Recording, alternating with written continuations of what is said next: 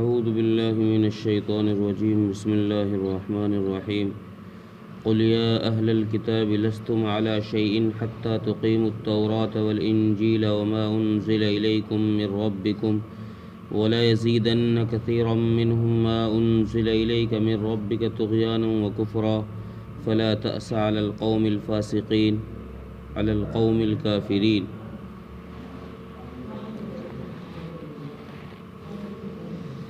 اس سے پہلی آیت میں اہل کتاب کو اسلام کی تبلیغ کا ذکر کیا گیا اور یہ بات کہی گئی کہ اے نبی صلی اللہ علیہ وسلم، آپ ان اہل کتاب کو، یہود و نصارہ کو جا کر پیغام پہنچائیں، جو کچھ آپ پر نازل کیا گیا ہے آپ کے رب کی طرف سے وہ بات ان کو پہنچائیں، گویا اسلام کی دعوت انہیں دیں۔ اب اس آیت کے اندر اللہ تبارک و تعالیٰ نے یہ بات صاف کی ہے کہ اسلام کے علاوہ اہل کتاب جس بھی دین پر ہیں، جس بھی طریقے پر ہیں، وہ طریقہ اللہ کے یہاں نجات کے لیے کافی نہیں ہے۔ اللہ کے یہاں نجات کے لیے وہ طریقہ ان کا کافی نہیں ہے۔ اللہ کے یہاں نجات کے لیے اسلام کی ضرورت ہے، لہذا تورات کو، انجیل کو اور جو کچھ نازل ہوا ہے یعنی قرآن کریم اور رسول اللہ صلی اللہ علیہ وسلم کے ارشادات،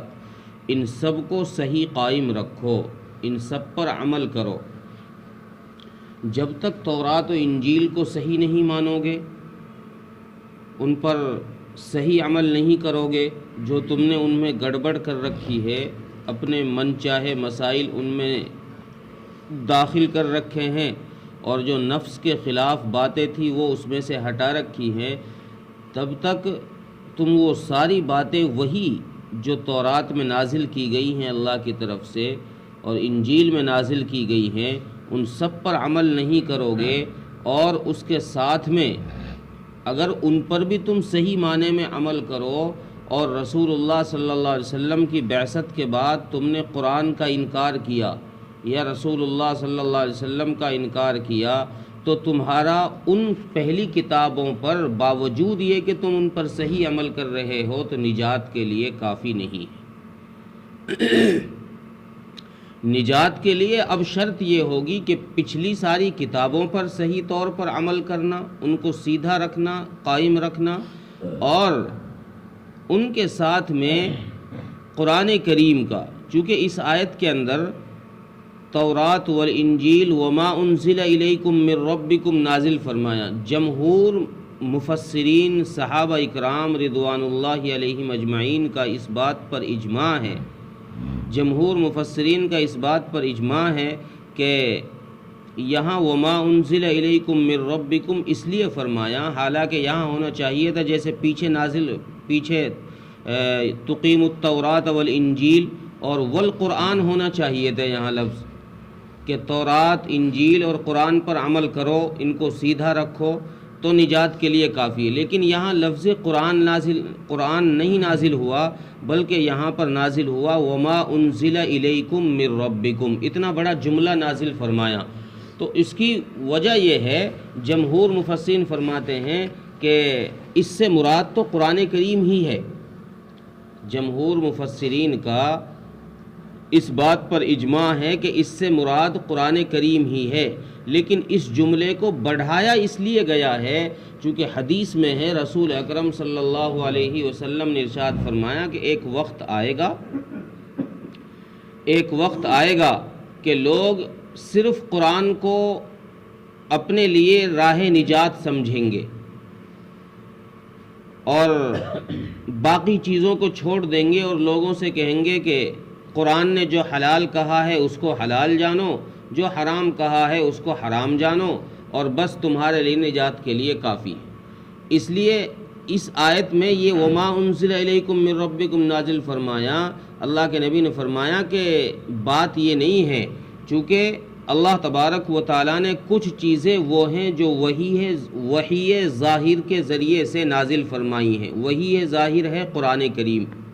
یہ تو وحی ظاہر۔ ایک ہوتی ہے وحی مخفی، کہ وحی مخفی کے ذریعے سے کچھ باتیں نازل فرمائی ہیں۔ وحی مخفی وہ ہیں جو رسول اللہ صلی اللہ علیہ وسلم کی احادیث ہیں۔ دو چیزیں ہو گئی۔ ان دو چیزوں سے جو مسئلہ ثابت ہوگا، قرآن سے جو مسئلہ ثابت ہو رہا ہے، کسی چیز کا حلال ہونا ثابت ہو رہا ہے یا حرام ہونا ثابت ہو رہا ہے، تو وہ حلال ہے اور حرام ہے۔ یا پھر حدیث سے کچھ چیزیں حدیث سے حلال و حرام ثابت ہوتی ہیں، حدیث سے پتہ چلتا ہے کہ یہ چیز صحیح ہے، یہ چیز غلط ہے، تو وہ بھی صحیح ہے، وہ بھی حلال و حرام کے درجے میں ہے، اس کو بھی امت مانتی ہے۔ لیکن ایک تیسری چیز ان کے درمیان میں یہ ہے کہ نہ تو اس کا قرآن نے ذکر کیا ہے صراحتاً، نہ اس چیز کا حدیث میں کہیں صراحتاً مذکور ہے، لیکن رسول اللہ صلی اللہ علیہ وسلم نے قیاس سے، اپنے قیاس سے وہ بات کہی ہے، اور اللہ تبارک و تعالیٰ نے اس بات کے خلاف کوئی حکم بھی نازل نہیں فرمایا۔ اللہ نے اس بات کے خلاف جو نبی نے اپنے قیاس سے بات کہی ہے، اس کے خلاف میں کوئی حکم بھی نازل نہیں فرمایا، تو اس پر بھی عمل کرنا ایسے ہی ضروری ہے جیسے قرآن اور حدیث پر عمل کرنا ضروری ہے۔ وہ بھی قرآن ہی ہے۔ اس لیے اللہ تبارک و تعالیٰ نے وما انزل الیکم من ربکم نازل فرمایا کہ جو کچھ نبی پر، جو کچھ تم پر تمہارے رب کی طرف سے نازل ہوا ہے، یعنی قرآن بھی، حدیث بھی، اور جو قیاس کی باتیں رسول اللہ صلی اللہ علیہ وسلم نے حدیث میں مذکور کی ہیں، حدیث میں ذکر کی ہیں، ان سب پر عمل کرنا یہی تمہارے لیے نجات کے لیے کافی ہوگا۔ اس کے علاوہ اگر تم صرف تورات اور انجیل پر ہی ناز کرو گے کہ ہم تو نبیوں کی اولاد ہیں اور ہم میں تو درویش بھی ہیں، ہم میں پڑھے لکھے بھی ہیں، ہم تو اللہ کے برگزیدہ اور مقرب بندے ہیں، اس سے بات نہیں بنے گی، بلکہ اللہ کے یہاں نہ درویش ہونا چلے گا، نہ ابدال ہونا چلے گا، جب تک شریعت کا پابند نہیں ہوگا۔ اس سے ایک بات اور یہ ظاہر ہوتی ہے کہ بہت سے لوگ پاگل پن کے بھیس میں ہوتے ہیں، کپڑے پھٹے ہوئے، سطر دکھ رہا ہے، نمازوں کی پرواہ نہیں ہے، اور کچھ ان پڑھ اور جاہل لوگ انہی کو ولی سمجھ بیٹھتے ہیں۔ ایسے بہت سارے لوگ ہم نے اپنی آنکھوں سے جن کا مشاہدہ کیا ہے، لوگ ان کو بطور ولی سمجھ کر کے، ہے پاگل، کپڑے پھٹے ہوئے، سطر دکھ رہا ہے، ننگا بیٹھا ہے روڈ پر کہیں پر، اور لوگ بہت سارے جاہل آدمی آ کر ان کو کچھ چڑھا کے جا رہے ہیں، کچھ دے کے جا رہے ہیں، اس نیت سے نہیں کہ یہ آدمی غریب ہے، اس نیت سے نہیں، اس نیت سے کہ یہ آدمی ولی ہے، ہمارے لیے دعا کرے گا، اس نیت سے۔ تو قرآن کی اس آیت سے یہ پتہ چل رہا ہے کہ اللہ کا ولی وہی ہوگا، اللہ کے نزدیک اسی کا عمل قبول ہوگا جو قرآن کے اور شریعت کے مطابق عمل کر رہا ہو۔ اگر سطر دکھ رہا ہے تو وہ ولی کیسے ہو سکتا ہے؟ نماز نہیں پڑھ رہا تو وہ ولی کیسے ہو سکتا ہے؟ سنتوں کا پابند نہیں ہے تو وہ ولی کیسے ہو سکتا ہے؟ تو اس آیت سے یہ پتہ چل رہا ہے، اہل کتاب کو یہ بات کہی جا رہی ہے کہ تم خالی اس بات پر ناز مت کرو کہ ہم تو نبیوں کی اولاد ہیں، ہماری نجات ہو جائے گی۔ نہیں، جب تک تم تورات پر، انجیل پر اور پوری شریعت پر، شریعت محمدیہ پر عمل نہیں کرو گے، اس وقت تک تمہاری نجات نہیں ہوگی۔ یہ اولاد انبیاء ہونا یہ نجات کے لیے کافی نہیں ہے کہ ہم تو نبیوں کی اولاد ہیں جی، ہم تو بڑے لوگ ہیں، اس سے نجات ہو جائے گی۔ اللہ فرمانے یہ نجات کے لیے کافی نہیں ہے۔ اس لیے اللہ نے فرمایا وما انزل الیکم من ربکم۔ آگے اللہ تبارک و تعالیٰ نے ایک بات اور ارشاد فرمائی کہ نبی جی جو کچھ ہم آپ پر نازل کر رہے ہیں، جو کچھ ہم نے آپ پر نازل کیا ہے، ان میں سے اکثر اہل کتاب وہ ہوں گے کہ اس کی وجہ سے جو نازل کیا ہے ہم نے آپ پر، ان لوگوں کے دلوں میں گڑبڑ ہوگی، یہ اس سے اور نفرت کریں گے، یہ آپ کے قریب نہیں آئیں گے، اس پر ایمان نہیں لے کر آئیں گے، بلکہ یہ اس سے نفرت کریں گے اور آپ سے دور بھاگیں گے۔ اکثر لوگ ان میں، بلکہ کچھ لوگ، چند لوگ ایسے ہوں گے جو آپ کی بات کو قبول کریں گے اور قرآن کے مطابق عمل کریں گے۔ چنانچہ رسول اللہ صلی اللہ علیہ وسلم نے جب نبوت کا اعلان کیا تو قرآن نے جو پیشن گوئی پہلے ہی دی تھی، پہلے ہی نازل کر دی تھی، پہلے ہی پیشن گوئی دے دی تھی کہ ان میں سے اکثر لوگوں کی کفر اور سرکشی بڑھے گی آپ پر جو نازل کیا جا رہا ہے اس کی وجہ سے۔ چنانچہ ایسا ہی ہوا۔ بہت کم ہی اہل کتاب ایسے ملتے ہیں، حضرت عبداللہ بن سلام جیسے چند لوگ تھے جن کو اسلام نصیب ہوا، باقی اکثر اہل کتاب کفر و شرک میں ہی مر گئے، وہ انہی پر ان پچھلے چکروں میں ہی الجھ کر رہ گئے۔ اس لیے آگے اللہ تبارک و تعالیٰ نے اپنے حبیب صلی اللہ علیہ وسلم کو تسلی اس بات کی دی ہے کہ نبی جی دیکھو، ہم نے آپ کو اتنی فرصت سے سمجھایا ہے، یہ بات ہم نے آپ کو اچھی طرح سمجھا دی ہے کہ نجات کے لیے تورات، انجیل اور قرآن شریعت محمدیہ اس پر عمل کرنا پڑے گا۔ اگر یہ اس سمجھانے کے باوجود نہیں مان رہے، اہل کتاب اس سمجھانے کے باوجود اگر بات نہیں مان رہے، عمل نہیں کر رہے، تو نبی جی اب یہ بھاڑ میں جائیں، آپ کو کیا پرواہ ہے، کیوں افسوس کرتے ہو آپ؟ چونکہ رسول اللہ صلی اللہ علیہ وسلم امت کے شفیع تھے، امت کے لیے بڑے ہمدرد اور خیر خواہ تھے، آپ کو اس بات سے دکھ ہوتا تھا کہ امت کا کوئی ایک بھی آدمی جہنم میں جائے،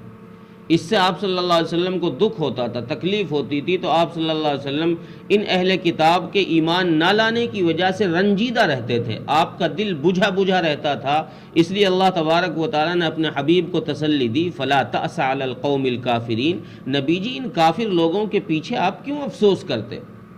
ان کو جانے دو جہاں جا رہے ہیں یہ، آپ ان پر افسوس نہ کیجیے۔ تو خلاصہ یہ نکلا کہ اللہ تبارک و تعالیٰ کے یہاں نجات کے لیے اور اللہ کے یہاں کسی مقام پر پہنچنے کے لیے کسی نسب کی ضرورت نہیں ہے، کسی حسب کی ضرورت نہیں ہے کہ میں فلاں خاندان سے ہوں، میں حضرت جی کے خاندان سے ہوں، میں نبیوں کے خاندان سے ہوں، یہ کافی نہیں ہے۔ اللہ کے یہاں کسی مقام کے لیے اگر کوئی مقام چاہیے تو اس کے لیے پچھلی ساری کتابوں پر ایمان لانا ہوگا، اور ان کے ساتھ ساتھ میں اس دور کی کتاب قرآن کریم شریعت محمدیہ صلی اللہ علیہ وسلم پر ایمان لانا ہوگا، ان پر عمل کرنا ہوگا، تو اللہ کے یہاں نجات کا سبب بنے گا، ورنہ نہیں۔ ترجمہ دیکھیں، قُلْ يَا أَهْلَ الْكِتَابِ لَسْتُمْ عَلَى شَيْءٍ حَتَّى تُقِيمُوا التَّوْرَاةَ وَالْإِنْجِيلَ وَمَا أُنزِلَ إِلَيْكُم مِّن رَّبِّكُمْ۔ اے نبی صلی اللہ علیہ وسلم، آپ ان اہل کتاب سے کہہ دیجئے کہ تم کسی راستے پر نہیں ہو، لستم علی شیء، تم کسی چیز پر نہیں ہو، یعنی تم کسی دین پر نہیں ہو، حتیٰ تقیموا التوراۃ والانجیل، یہاں تک کہ تم تورات اور انجیل کو قائم کرو۔ اگر تم تورات اور انجیل کو قائم کر لوگے، اور آگے فرمایا وما انزل الیکم من ربکم، اور جو کچھ تجھ پر تیرے رب کی طرف سے نازل کیا گیا ہے اس کو اگر قائم رکھ لوگے، اس پر اگر عمل کر لوگے تو نجات مل سکتی ہے۔